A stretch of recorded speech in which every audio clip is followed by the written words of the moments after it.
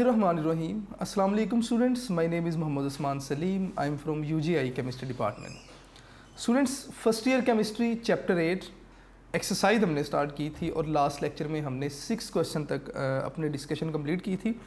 आज हम question number 7 से अपनी डिस्कशन स्टार्ट करते हैं। Question number 7, write down the relationship of different type of equilibrium constants, for example के सी एंड के पी। अब इक्विलिब्रियम कांस्टेंट के सी और के पी उन्होंने स्पेसिफाई कर दिए for the following general reaction, और रिएक्शन भी बता दिया गया। रिएक्शन लिखा जी कि ए और बी और कन्वर्ट हुए सी और डी में। तो सबसे पहले हम क्वेश्चन नंबर 7 का ए पार्ट देखेंगे, फिर बी पार्ट की तरफ आएंगे। क्वेश्चन नंबर 7,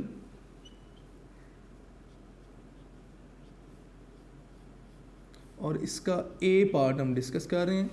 और इस ए पार्ट में जो इक्वेशन आपको बता दी गई, उन्होंने आपसे कहा कि जनाब ए और बी हैं। मैं यहाँ पे ज़रा इन्हें हाईलाइट कर देता हूँ थोड़ा सा कि ए और बी हैं, ये मिलते हैं और बना देते हैं जी प्रोडक्ट्स सी और डी। तो यहाँ पे ना हम प्रोडक्ट्स भी लिख देते हैं सी और डी।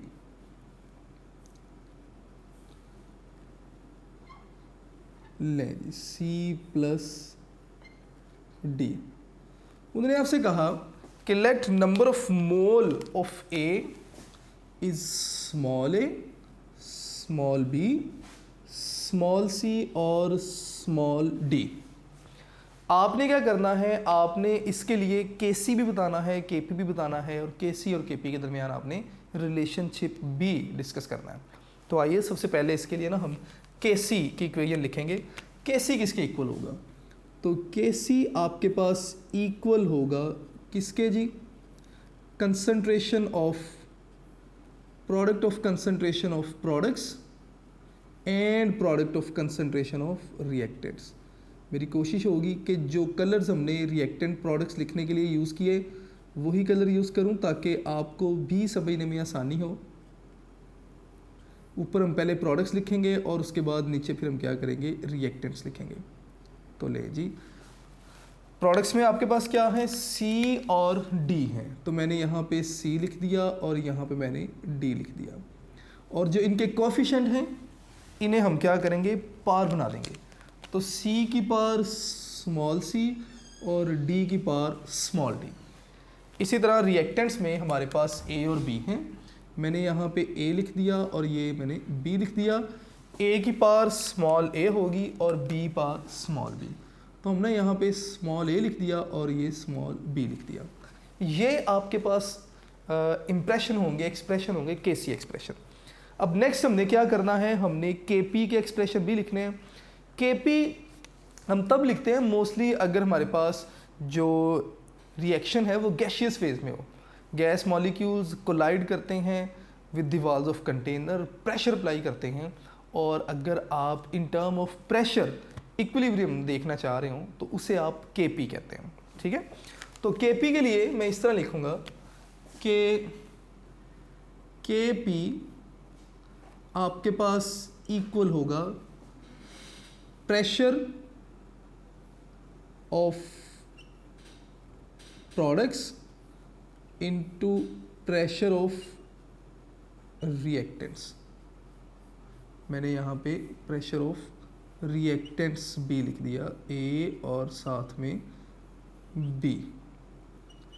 और बिल्कुल वैसे जो नंबर ऑफ मोल्स हैं इन्हें हम पावर बना देंगे। तो इसकी पावर क्या हो जाएगी जी, सी, और इसकी पावर डी, ए और बी। अब आपने इन दोनों के दरमियान रिलेशनशिप लिखना है। तो रिलेशनशिप ये कहता है कि के P is equal to K C R T और डेल एन। यहाँ पे डेल एन क्या है, del N is number of mole of product minus number of mole of reactant.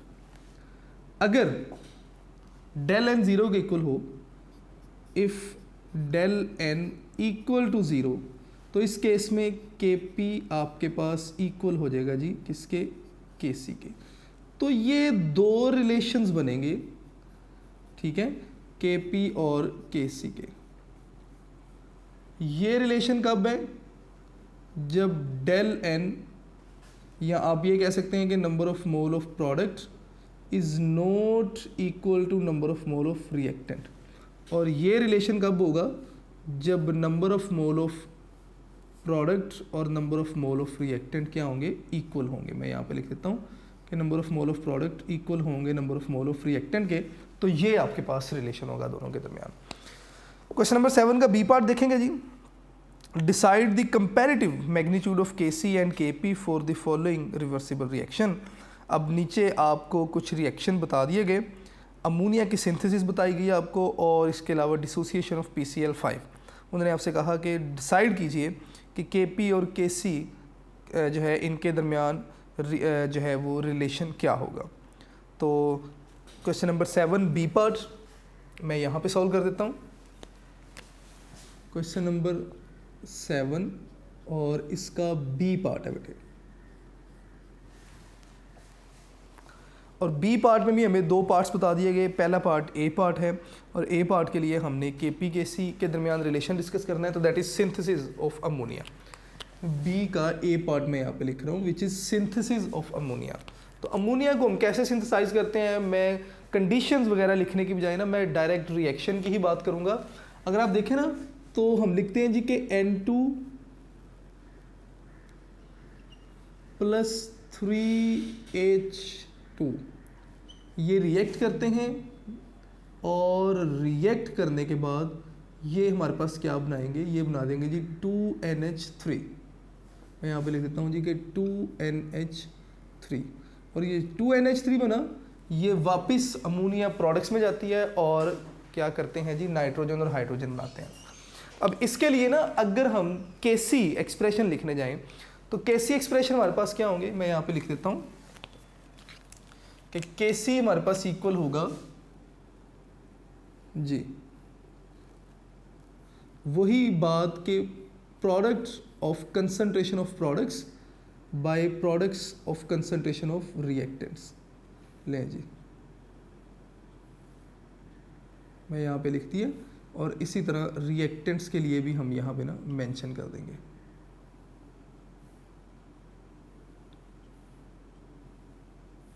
सबसे पहले हम प्रोडक्ट्स लिखेंगे, तो प्रोडक्ट्स में हमारे पास बल्कि एक ही प्रोडक्ट है, तो हमें डबल ब्रैकेट तो लिखने की ज़रूरत ही नहीं है। तो मैं ऊपर लिखूंगा जी NH3, ये हमारे पास प्रोडक्ट्स बन रहे हैं, और जो नंबर ऑफ मोल है इसे हम क्या करेंगे जी? पार बना देंगे, तो पार 2। रिएक्टेंट्स में हमारे पास नाइट्रोजन गैस है N2, और हाइड्रोजन गैस है ले जी H2, और हाइड्रोजन के जो नंबर ऑफ मोल हैं इसे हमने क्या बना दिया? पार बना दिया। ये आपके पास केसी एक्सप्रेशन आ गए। इसी तरह आपने केपी के एक्सप्रेशन भी लिख देने हैं, तो मैं यहाँ पे केपी के एक्सप्रेशन लिख देता हूँ कि केपी आपके पास क्या होगा? नंबर प्रेशर ऑफ प्रोडक्ट्स, तो प्रेशर और प्रोडक्ट आपके पास क्या है? NH3। कितने मोल हैं जी इनके? 2 मोल, तो इसको आपने पार बना दिया। ठीक है, और इसी तरह आपने क्या किया? इसको ना आप ब्रैकेट लगा के लिख लेंगे ना पार को, तो ज़्यादा बेहतर है। इसी तरह नीचे अगर हम लिखेंगे तो रिएक्टेंट्स आ जाते हैं। सबसे पहले हम लिख लेते हैं जी कि pressure of nitrogen into pressure of hydrogen. Hydrogen के 3 मोल हैं, तो पार 3 कर दी। ये आपके पास केसी केपी एक्सप्रेशन होंगे। अब इन केसी केपी एक्सप्रेशन के बाद ना आपने रिलेशन लिख देना इनके दरमियान। अब रिलेशन मुझे पता है क्या होगा कि केपी आपके पास इक्वल होगा किसके? केसी और साथ में RT, और पार क्या आ जाएगी? Del N. अब डेल एन इस केस में क्या है? मुझे पता है कि del N is equal to number of mole of products minus number of mole of reactant. कितने हैं जी? प्रोडक्ट्स के मोल कितने हैं आपके पास? 2, रिएक्टेंट्स के 3 + 1 4। तो इसका मतलब आप लिखेंगे जी 2 - 4। तो डेल एन आपके पास किसके इक्वल आ गया? That is equal to -2। तो इसका मतलब के पी आपके पास इक्वल होगा के सी RT और -2, या KP इक्वल होगा KC बाय RT स्क्वेयर। तो ये ना आपके पास रिलेशन बन जाएगा in case of synthesis of ammonia. तो काफ़ी इजी था, बड़ी हद तक आप लोगों ने कर भी लिया। सेकंड जो इसका पार्ट है, मैं सिर्फ इक्वेशन लिखूंगा और रिलेशनशिप आप खुद से बनाएंगे, ठीक है। तो सेकंड पार्ट देखेंगे जी, इक्वेशन मैं लिख दूंगा डिसोसिएशन ऑफ PCl5, आपने रिलेशनशिप खुद से बनाना है इसका। इक्वेशन सेज कि PCl5 है जिसे आप फास्फोरस पेंटाक्लोराइड भी कहते हैं, PCl5, ये डिसोसिएट होता है अपने कंपोनेंट्स में और डिसोसिएट होके ये क्या बनाएगा, ये बनाएगा PCl3 प्लस Cl2। ये इक्वेशन होगी। स्टूडेंट्स बिल्कुल ऐसे ही आपने Kc एक्सप्रेशन लिखने, Kp एक्सप्रेशन लिख देने, फिर आपने Kc Kp के दरमियान रिलेशन देखना है, और फाइनल जो है वो आपके इंप्रेशन, वहाँ तक पहुँचने के लिए आप del n देखेंगे। del n यहाँ पे मैं नहीं बताऊँगा आपको, चलिए बता देता हूँ। ये नंबर ऑफ प्रोडक्ट्स हैं, ये number of mole of reactants हैं। प्रोडक्ट्स के नंबर ऑफ मोल ज़्यादा हैं तो del n पॉजिटिव होगा। नेक्स्ट अब आप खुद से इसे डिसाइड कीजिएगा। इसके बाद ना स्टूडेंट्स क्वेश्चन नंबर 8, और क्वेश्चन नंबर 8 ज़रा स्टेटमेंट देखिएगा, ए पार्ट इसका। Write down Kc for the following reversible reactions, suppose that the volume of reaction mixture in all the cases is VDM³ at equilibrium stage. अब यहाँ पे भी Kc मालूम करना है, पहले भी हम Kc मालूम करके आ चुके हैं। अगर आपको सिंपली इक्विलिब्रियम कांस्टेंट की बात की जाए ना, तो आपने Kc मालूम करना है, जैसे हम लास्ट क्वेश्चन नंबर 4 में आई गेस करके आ चुके हैं। लेकिन अगर आपसे कहा जाए कि आपने क्या करना है, आपने Kc मालूम करना है, वॉल्यूम भी बता दिया जाए, तो फिर वो सोल्यूशन जो है ना वो ज़रा वॉल्यूम वाली सेंस में आ जाते हैं। वो Kc इंप्रेशन हम ड्यूरिंग लेक्चर पढ़ के भी आ चुके थे। मैं क्वेश्चन सॉल्व करता हूँ, शायद मेरी बात भी समझ आए आपको। तो क्वेश्चन नंबर 8 ए पार्ट, सबसे पहले आपने Kc इंप्रेशन मालूम करने हैं। फर्स्ट रिएक्शन, ये एग्जाम्पल आप कर भी चुके हैं, ये हम ड्यूरिंग लेक्चर कर भी चुके हैं, लेकिन मैं सॉल्व कर दूंगा इसे। यहाँ पे एसिटिक एसिड और अल्कोहल का रिएक्ट हुआ, आपके पास इथाइल एसीटेट बना और साथ में वाटर। मैं यहाँ पे क्वेश्चन नंबर 8, चलिए मैं इसको ना यहाँ पे लिख देता हूँ ताकि हम कंप्लीट सोल्यूशन लिख सकें अपना। क्वेश्चन नंबर 8 है जी हमारा, और इसका ए पार्ट हम सॉल्व कर रहे हैं। रिएक्शन वो कहते हैं जी कि एसिटिक एसिड है, तो मैं यहाँ पे लिखूँगा जी CH3COOH और इथाइल अल्कोहल C2H5OH। जब ये मिले तो इन्होंने मिल के क्या बनाया, इन्होंने बना दिया जी क्या, इथाइल एसीटेट।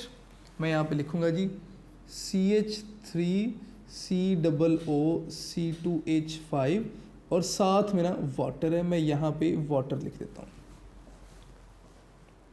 अब आपने इसका सोल्यूशन कैसे लिखना है, सबसे पहले आपने बताना है कि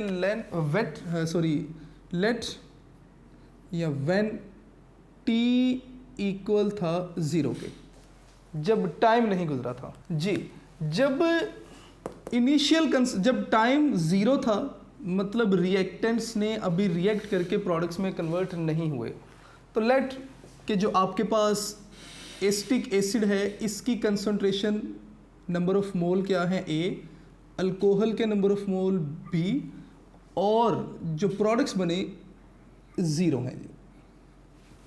अब टाइम गुजरा, रिएक्टेंट्स रिएक्ट करके प्रोडक्ट्स में जाते रहे, प्रोडक्ट्स की कंसंट्रेशन बढ़ती गई। कहते हैं जी कि जब टाइम कितना हो गया, इक्विलिब्रियम, जब इक्विलिब्रियम इस्टेब्लिश हो गया तो क्या हुआ, तो जो प्रोडक्ट्स थे इनके x मोल्स बन गए। कहाँ से बने, A में से आप माइनस करेंगे x, B माइनस x, और ये माइनस किधर हुए, ये प्रोडक्ट्स में कन्वर्ट हुए। सॉरी, मैं यहाँ पे x लिखूँगा, ले जी यहाँ पे भी हम x लिखेंगे, A minus x, B minus x, और प्रोडक्ट्स में आपके पास x आ गया।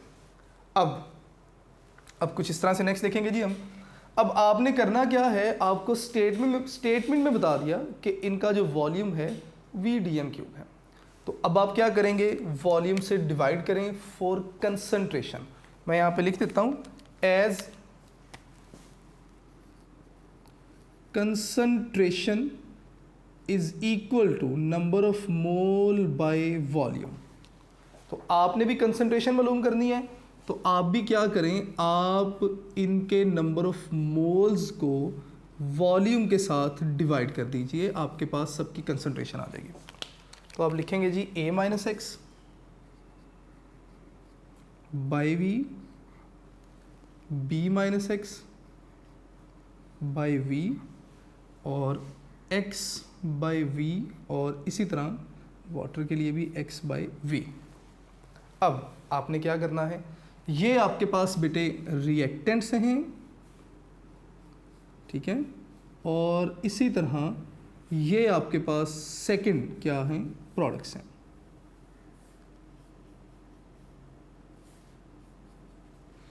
रिएक्टेंट्स हैं और प्रोडक्ट्स हैं। अब हमें पता है क्या कि रिएक्टेंट्स और प्रोडक्ट्स, आपने करना क्या है, केसी एक्सप्रेशन मालूम करने हैं, तो केसी आपके पास इक्वल होगा प्रोडक्ट्स बाय रिएक्टेंट्स। प्रोडक्ट्स आपके पास क्या है, x² बाय v², और डिवाइडेड बाय रिएक्टेंट्स।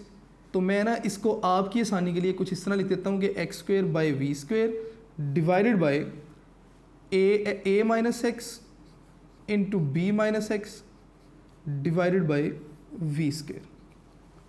ये आपके पास ऊपर वाली वैल्यू और ये नीचे। अब आप ना इसे रिवर्स करके जब लिखेंगे तो मल्टीप्लाई का साइन आ सकता है। तो मैं इसे कुछ इस तरह लिख दूंगा कि KC आपके पास इक्वल हो जाएगा जी क्या, x² by v² multiply by v² divided by a minus X into b minus X. v² से कैंसिल, तो आपके पास आ गया KC, और ये इक्वल हो जाएगा जी किसके, x² by a minus X into B minus X. ये ना आपके पास एक्सप्रेशन आ जाएंगे KC के जब आपको वॉल्यूम गिवन होगा। इसी तरह आपने नेक्स्ट सॉल्व करना है 2HI H2 प्लस I2 के लिए। बिल्कुल इसी तरह से आपने इनिशियल कंसंट्रेशन लेनी है, इक्विलिब्रियम पे कंसंट्रेशन लेनी है, और आप इसे सॉल्व कर सकते हैं बड़ा इजीली। अब थोड़ा सा ना आपको जो मुश्किल आएगी वो जहाँ पे number of mole of reactants given होंगे कुछ, जैसे 2HI है, ठीक है, H2 प्लस I2। जस्ट आपने इसको कुछ इस तरह लिखना है कि कंसंट्रेशन में से आपने नंबर ऑफ मोल माइनस करने हैं कुछ इस तरह कि HI की कंसंट्रेशन आपने A ही ली, थर्ड के लिए बता रहा हूँ, HI की कंसंट्रेशन या नंबर ऑफ मोल आपने A लिखे, और इनमें से जब आप माइनस करते हैं ना, जिस तरह मैंने यहाँ पे माइनस किया इक्विलिब्रियम कंसंट्रेशन पे, तो जो स्टार्ट में नंबर ऑफ मोल लिखे होते हैं ना वो x के साथ मल्टीप्लाई करते हैं, ठीक है। तो थर्ड के लिए 2HI लिखा हुआ है, इस तरफ आपके पास HI है, स्टार्ट में आपने कहा जी A मोल है, इक्विलिब्रियम पे A माइनस एक्स नहीं लिखेंगे, 2x लिखेंगे। जितने नंबर ऑफ मोल लिखे होते हैं ना रिएक्टेंट के साथ, वो साथ में x के साथ आप वो लिख देंगे। तो इस तरह से आप इसे सॉल्व करेंगे। फर्दर मोर आप वो लेक्चर ज़रूर सुनिएगा दोबारा से, मैंने स्टार्ट में लेक्चर्स में एक्सप्लेन किया हुआ इन सारे रिएक्शंस को। How do you explain that some of the reactions mentioned above are affected by change of volume at equilibrium concentration, कि अगर आप वॉल्यूम चेंज करेंगे तो किस तरह से इक्विलिब्रियम जो है वो डिस्टर्ब होगा। Mention above are affected by change the volume of the equilibrium stage. देखिए स्टूडेंट्स, स्टार्ट में अगर आप देखें तो नंबर ऑफ मोल दोनों तरफ इक्वल है।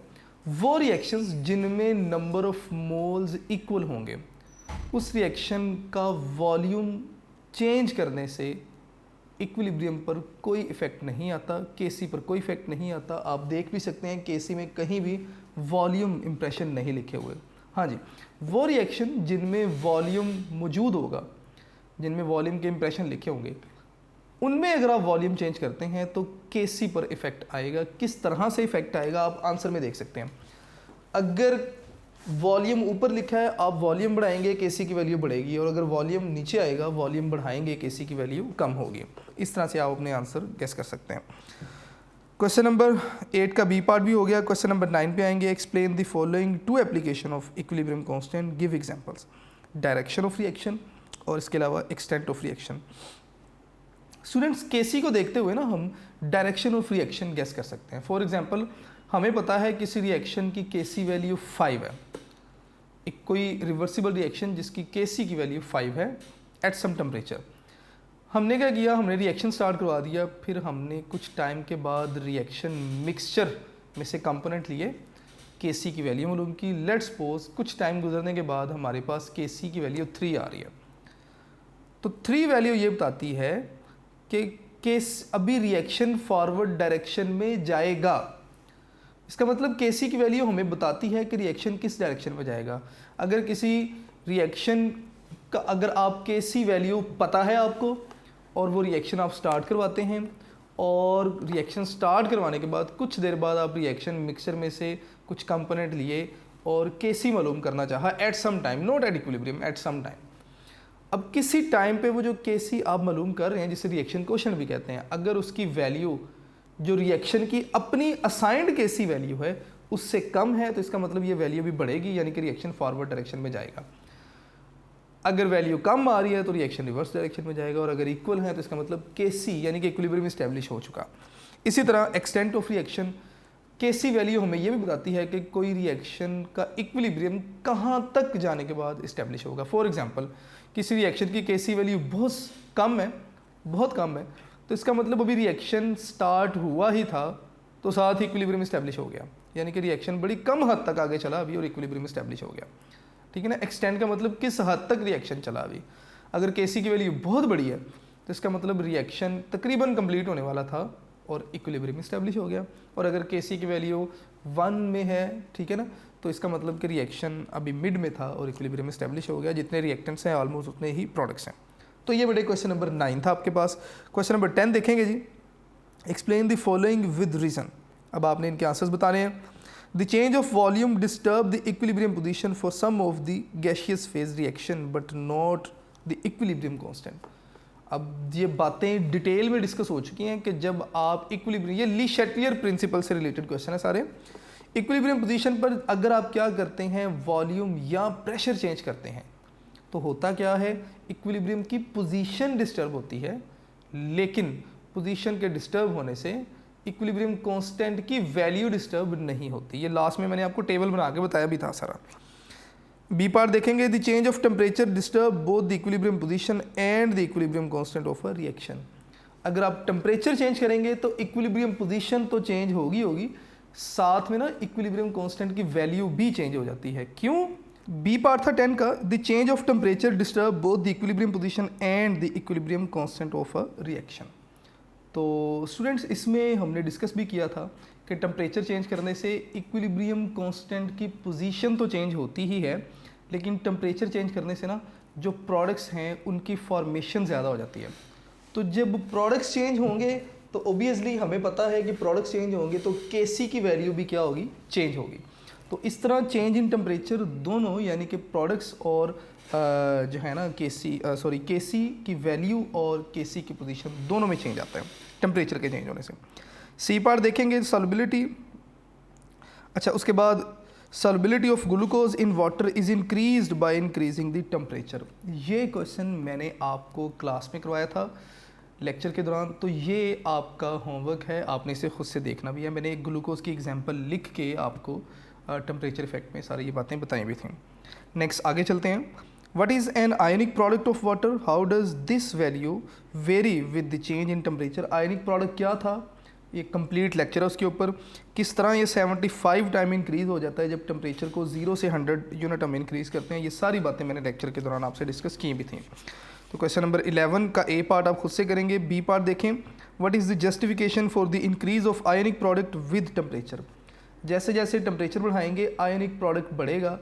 तो 0 पे एक वैल्यू थी और एक वैल्यू 100 पे थी, आप दोनों वैल्यूज़ को डिवाइड करेंगे ना तो आंसर 75 आएगा। ये मैंने क्लास में बताया था आपको। सी पार्ट देखेंगे। How would you prove that 25 degree centigrade 1 dm³ of water contain 10⁻⁻7 mole of H3O positive and 10⁻⁻7 moles of OH negative. ये भी बेटे आपने खुद से सॉल्व करना है। ये pH और 10⁻⁻⁷ जब आपने pH स्केल पढ़ा था ना आयनिक प्रोडक्ट ऑफ वाटर में, यहाँ वो वाला क्वेश्चन है जी ये। उसके बाद नेक्स्ट देखेंगे जी question number 12, define pH and pOH, how are they related with pKw। pH क्या है, pOH क्या है, दोनों को आपने डिफाइन करना है। ठीक है, मैंने इनकी डेफिनेशन बताई भी थी आपको, negative log of concentration of hydrogen ion, negative log of concentration of hydroxyl ion, और दोनों का जो प्रोडक्ट है ना वो KW के इक्वल था। ठीक है, और इसी तरह इनका जो प्रोडक्ट है वो pKw के इक्वल होगा। What happened to the acidic and basic properties of aqueous solution when pH varies from 0 to 14? अगर pH वेरी हो 0 से 14 की तरफ तो एसिडिक बेसिक प्रॉपर्टीज़ कैसे चेंज होंगी?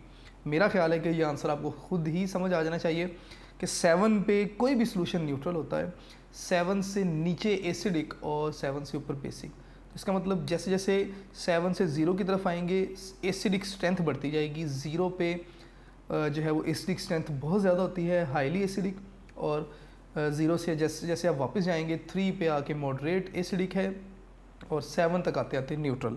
इसी तरह 7 से आगे जाएंगे तो आपके पास मॉडरेट बेसिस आ जाएंगी, वीक बेसिस, मॉडरेट बेसिस, और उसके बाद 14 पे आगे जो है ना वो बेसिक स्ट्रेंथ सबसे स्ट्रॉन्ग होगी, स्ट्रॉन्ग बेस होगी। सी पार्ट देखेंगे, is it true that the sum of pKa and pKb is always equal to 14 at all temperature for any acid, if it not Y.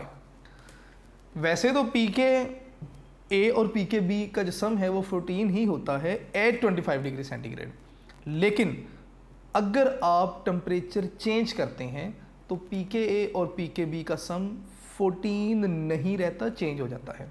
क्यों? क्योंकि different temperature पे जो dissociation rate है ये change हो जाता है। जब रेट ऑफ डिसोसिएशन चेंज होगा तो ऑब्वियसली फिर इनकी जो वैल्यूज़ हैं वो चेंज होंगी, और pK और pKb का सम जो है वो 14 के इक्वल नहीं रहेगा। ठीक है, तो ये इसका आंसर होगा। तो स्टूडेंट्स, आज हमने क्वेश्चन नंबर 7 से 12 तक हमने क्वेश्चंस को डिस्कस किया इस लेक्चर में। मुझे उम्मीद है कि आपको चीज़ें क्लियर होंगी। आप अपने लेक्चर नोट्स ज़रूर बनाइएगा।